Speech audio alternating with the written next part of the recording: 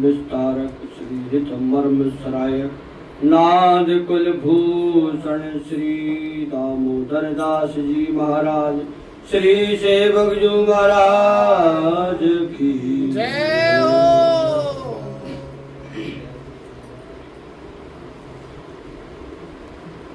इस प्रकार समझिए कि सबकी देह वृंदावनात्मक है, सबके मन श्री लाल जी का रूप है और सभी की इंद्रियां सखियों का रूप है, सबकी आत्मा प्रिया जी का रूप है। इस प्रकार सब वस्तु अपने शरीर में होते हुए यह प्राणी देहाभिमान के कारण मन के कहने से निज आत्म स्वरूप को भूल गया और इंद्रियों के बहकावे में आ गया और विषय को सुख मान उसमें लीन हुआ।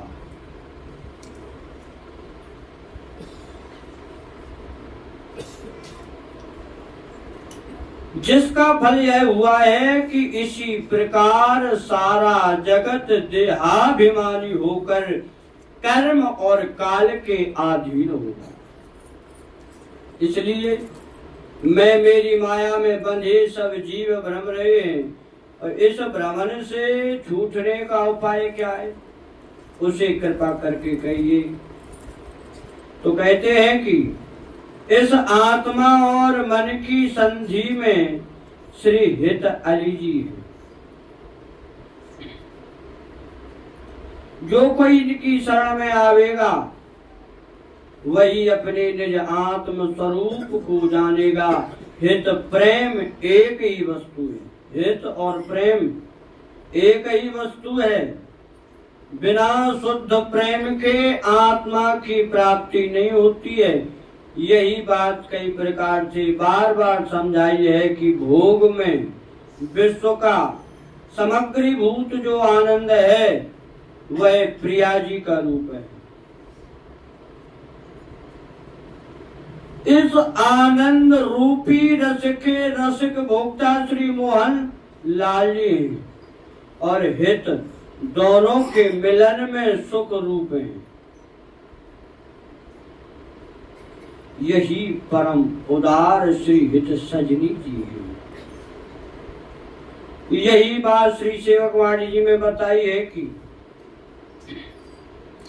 जो नित्य विहार रूपी रस रीति है वह सबसे अत्यंत दूर है। श्री ब्रजपति को दुर्लभ,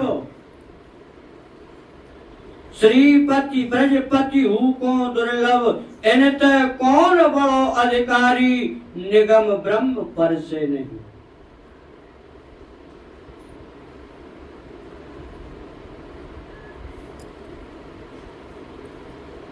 सो वही रस रीति सब विश्व में और सबकी संजीवनी है, वही श्री हित जी महाराज ने प्रकट की है। वही श्री सेवक जी ने श्री सेवक वाणी जी में इस प्रकार कही है।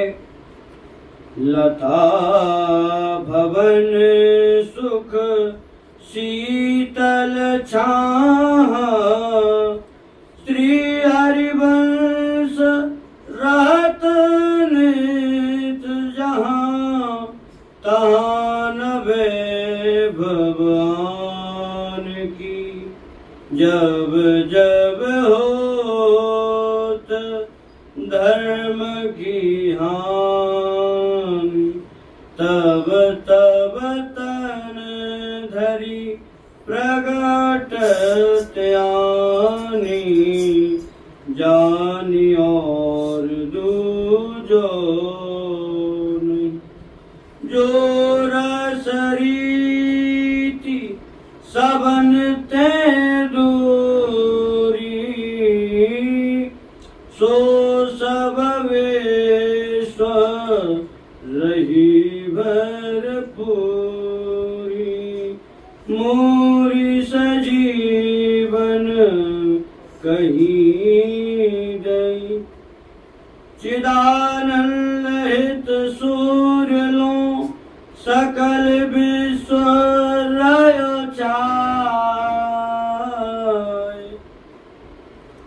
अहम बदरिया ओट में दुर्योधन नहीं जाए।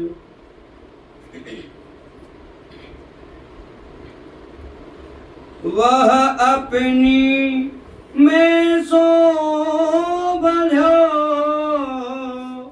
छुड़ा बाही छुड़ावे कौन। एक अनंत जल लहरिलो अपनी इच्छा पूर्ण।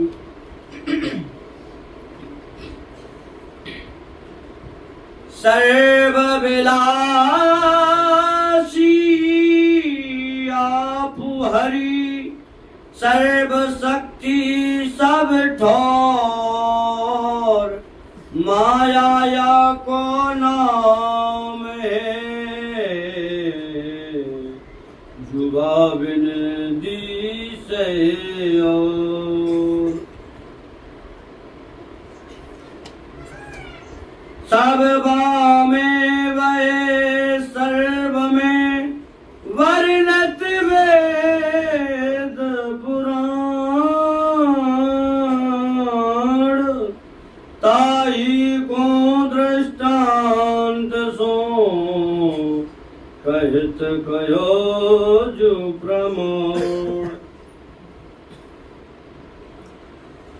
जल तरंग भूषण कनक घट माटी पट तंतु सब में वह सर्व में होत प्रोत लसन। सब में वह सर्व में अध्यारोप बने। सब बातें कछु भिन्न हो तो वह बातें बने। परम सच्चिदानंद घन अहंकार संयोग।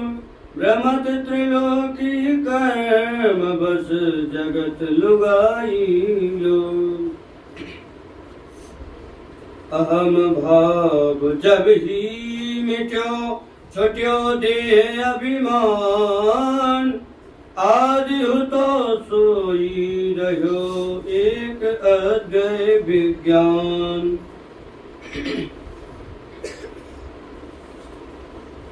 मैं मेरी जब ही मिटी सर्व दुखन को मूल।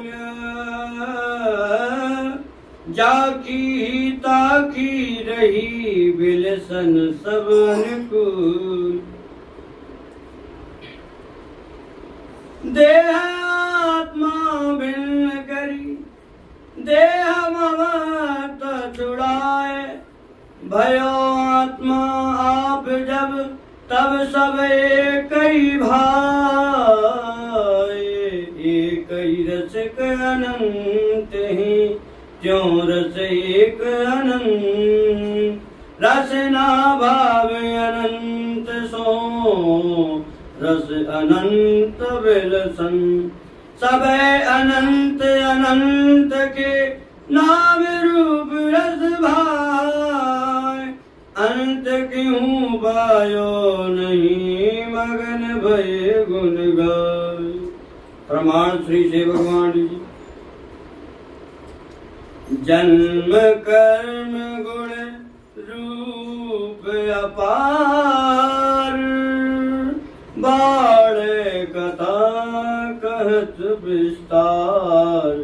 बार बार सुमिरन करो हो लघुमति जू अंत नहीं लहो।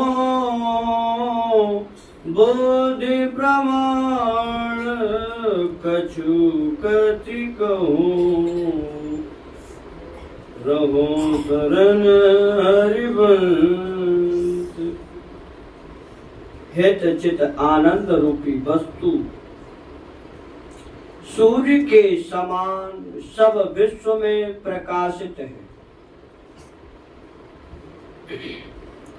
फिर भी इसका दर्शन नहीं होता। यदि वस्तु का अनुभव सबको हो तो फिर इसके वर्णन करने की आवश्यकता ही क्या है।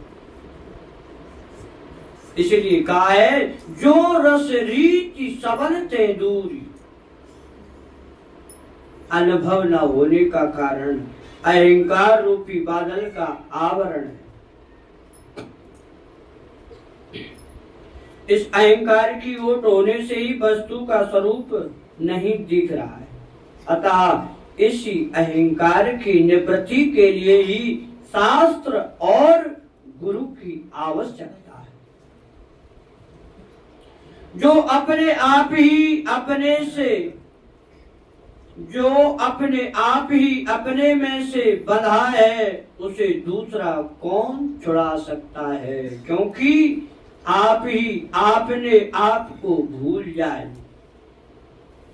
आप ही अपने आप को भूल जाए तो उस विक्षिप्त चित्त वाले को समझाना बड़ा कठिन है। अपने से पृथक दूसरी चीज हो तो उसे बाहर से लाकर दिखा दे, और जो आप अपने ही स्वरूप में भूल है उसके लिए बाहर का कौन उपाय काम दे सकता है। अपने आत्मा को छोड़कर जगत के अनेक पदार्थों में आसक्त होकर उनके संबंध से अनेक प्रकार के अभिमानों को मैं शब्द से सूचित करता है।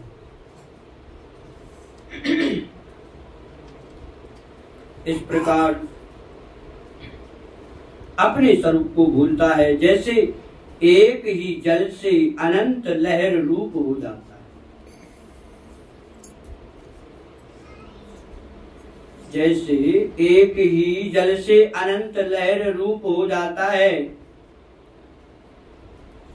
ऐसे ही वह अपनी इच्छा से मैं करके अनंत रूप हो गया है। क्योंकि इसने अनंत प्रकार के अभिमानों को अंगीकार कर रखा है, इसी से निज स्वरूप को भूला है। फिर कहते हैं कि श्री हरि स्वयं ही सर्वविलासी, जो कुछ है वह सब आप ही की लीला है। इसलिए बार बार कहते हैं कि फिर जगत क्या है और माया क्या है। उत्तर में वही बात दोहराते हैं कि हरि के सिवाय और कुछ देखना ही जगत है, न होते हुए भी दिखाई देने वाला भ्रम माया है।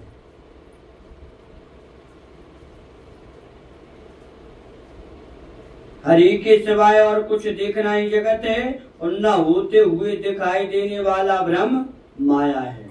यथार्थ में एक हरि ही सर्वविलासी है और तो कुछ है ही नहीं, तथापि दिखता है इसलिए माया नाम रखा है।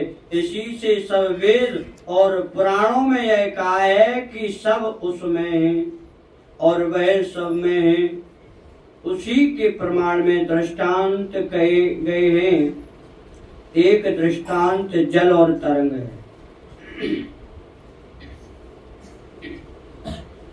दूसरा दृष्टांत सोना और आभूषण है, तीसरा दृष्टांत मिट्टी और घड़ा है, चौथा दृष्टांत तंतु और पट है। इन दृष्टांतों द्वारा यह बताया है कि जैसे तरंग में जल और जल में तरंग ओत प्रोत हैं, वैसे सब दृष्टांत है। क्योंकि कारण में कार्य पूर्वावस्था में कारण रूप से ही रहता है और कार्य में कारण की अनुवृत्ति रहती है। इसी प्रकार वह सब में और सब उसमें है।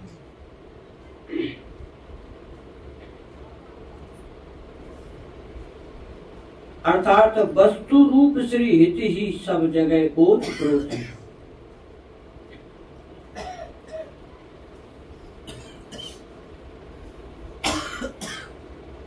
सब उसमें है और वह सब में है।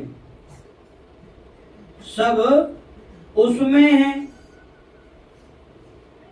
और वह सब में है, ऐसा अध्यारोप कहा जाता है। परंतु जिसे सब कहते वह किसी अंश में थोड़ा बहुत भिन्न हो तो यह बात कही जा सकती है। जगत में जितने स्त्री पुरुष हैं वे हैं तो सच्चिदानंद घन, परंतु अहंकार के संयोग से कर्म के बस पड़कर तीनों लोकों में भ्रमते। श्री हित निज रूप से वस्तु स्वरूप सतचित आनंदमय है और यह जीव भी वास्तव में हित रूपी है। अहंकार के कारण अपने आप को जगत रूप देख रहा है। यहाँ जिस जिस प्रकार की है अपनी अहम भावना करता है वही स्वरूप इसको हो जाता है।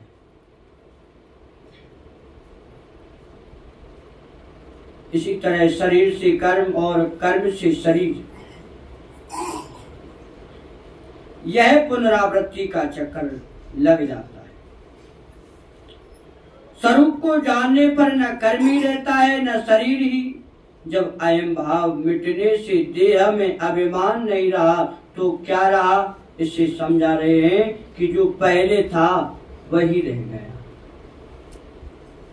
आदि में पहले क्या था, एक अद्वितीय विज्ञान ही विश्व में आदि में था। उस एक में मैं तू का भेद नहीं रहता है, परंतु वह भाव रूप है, शून्य नहीं है। अतः सब दुखों का मूल कारण मैं मेरी है। यह मैं मेरी जब मिट गई तो क्या रहा, जो कुछ जिस किसी का खेल है वह सब उसी का खेल ज्यों का त्यों बना रहा। अर्थात जगत का यह सब खेल जैसे का तैसा सब अपने अनुकूल हो गया, प्रतिकूलता जाती रही। यह सृष्टि ज्यों की त्यों रही, भाव बदल गया, अपने अज्ञान का पर्दा हट गया। ममता के कारण अनेक प्रकार के मोह शोक आदि जो उत्पन्न होते थे वे सब मिट जाने से चित्त में सुख शांति आ गई। केवल आसक्ति का नाश हो गया, जगत का नहीं, क्योंकि जगत परमात्मा का खेल है। अतः नित्य परमात्मा की वस्तु भी नित्य है। इसीलिए जगत ज्यों का त्यों रहा, इस जीव का कल्पित संसार मिट गया। फिर प्रश्न करते हैं कि आप एक ही वस्तु का प्रतिपादन करते हो और देह एवं आत्मा इन दोनों का न्यारा न्यारा विवेक भी करते हो। यदि देह और आत्मा दो वस्तु आप अंगीकार कर रहे हैं तो फिर एक ही वस्तु है, यह सिद्धांत भंग हो जाता है।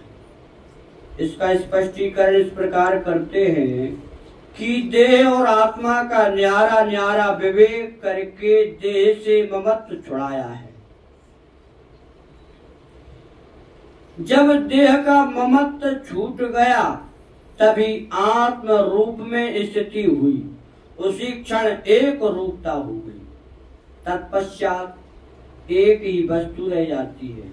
इसी प्रकार रसिक तो एक ही है, वही एक अनंत है, और रस भी एक ही है, वह रस भी अनंत है।